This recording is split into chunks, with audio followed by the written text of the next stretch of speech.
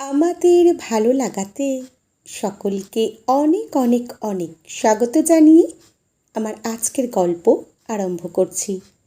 আজকের গল্প আত্মসম্মান। গল্পটি তাহলে শুরু করি। সুচরিতা বাড়ির মেইন গেট খুলে বাড়ির ভেতর ঢুকতে ঢুকতে শুনতে পেল শাশুড়ি ও বরের কথাবার্তা। শাশুড়ি তার নিজের ঘরে বসে বলে চলেছেন, শোন সুদীপ, বৌমার উপর কড়া নজর রাখবি। টাকা পয়সা যেন বৌমা ওর বাপের বাড়িতে একদম দিতে না পারে। সুদীপ হাসতে হাসতে বলে, তুমি একদম চিন্তা করো না মা, সুচরিতার ব্যাংক অ্যাকাউন্ট আমার নামের সাথে জয়েন্ট করা আছে, তাই ও কাউকে টাকা দিলেই আমার কাছে মেসেজ চলে আসে। রাগে দুঃখে অপমানে সুচরিতার দু চোখ ফেটে জল বেরিয়ে আসে।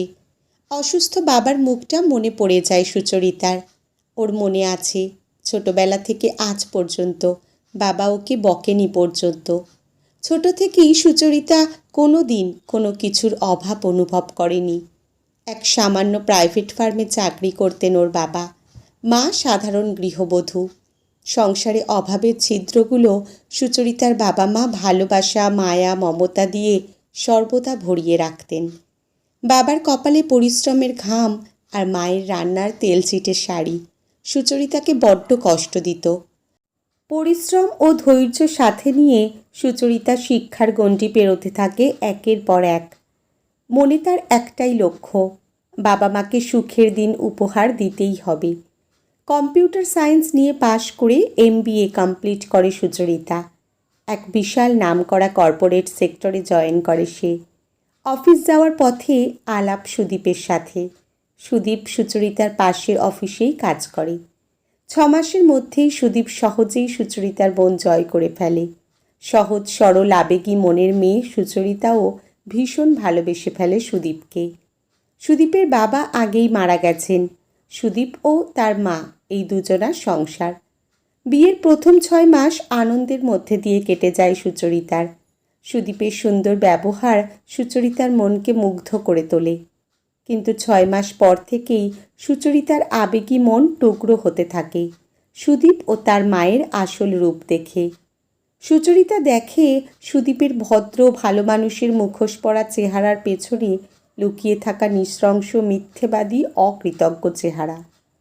ভালোবাসার মোহে সুচরিতার দুটো ব্যাংক অ্যাকাউন্টই সুদীপের সাথে জয়েন্ট করা, যার ফলে সুচরিতা কোনো টাকা খরচ করলেই তার মেসেজ চলে আসে সুদীপের কাছেও। এখান থেকেই অশান্তির শুরু। সুদীপ ও তার মা জানিয়ে দেয়, বাপের বাড়িতে কোনো টাকা পাঠানো যাবে না। মাসের শেষে মাইনের অর্ধেক সুদীপ ও শাশুড়ির হাতে দিতে হবে। সুদীপের পারমিশন ছাড়া কোথাও যেতে পারবে না সুচরিতা। বিস্ময়কর বিস্ময়ে হতবাক হয়ে যায় সুচরিতা। গায়ে হাত পর্যন্ত তুলতে দ্বিধা করে না সুদীপ। সুচরিতা সোজা শাশুড়ির ঘরে ঢোকে। দৃঢ় গলায় জানায়, এই মুহূর্তে বাড়ি থেকে বেরিয়ে যাচ্ছি, আর কোনো দিনও ফিরব না। আমি একটা ফ্ল্যাট কিনেছি, যার রেজিস্ট্রেশন আজ কমপ্লিট হয়েছে। আগামীকাল বাবা মাকে নিয়ে নতুন বাড়িতে চলে যাব। মুহূর্তেই গর্জে ওঠে সুদীপ। স্বভাবসিদ্ধ ভাষায় বলে ওঠে, হারামজাদি, তোর এত দূর আসপর্থা? টাকা রোজগার করিস বলে এত দেমাক? শান্ত সুচরিতা বলতে থাকে, আমার অসহায় মা বাবার একমাত্র সহায় সম্বল আমি। তোমরা জেনে বুঝে সেটা বন্ধ করতে চেয়েছ। আমার মাইনের অর্ধেক তোমরা নিয়ে নিতে, কিন্তু কেন? আমাকে কারোর সাথে মিশতে দিতে না। রাতে বিছানায় আমার কষ্ট শরীর খারাপ এসব চিন্তা না করেই নিজের শারীরিক সুখ মিটিয়েছ।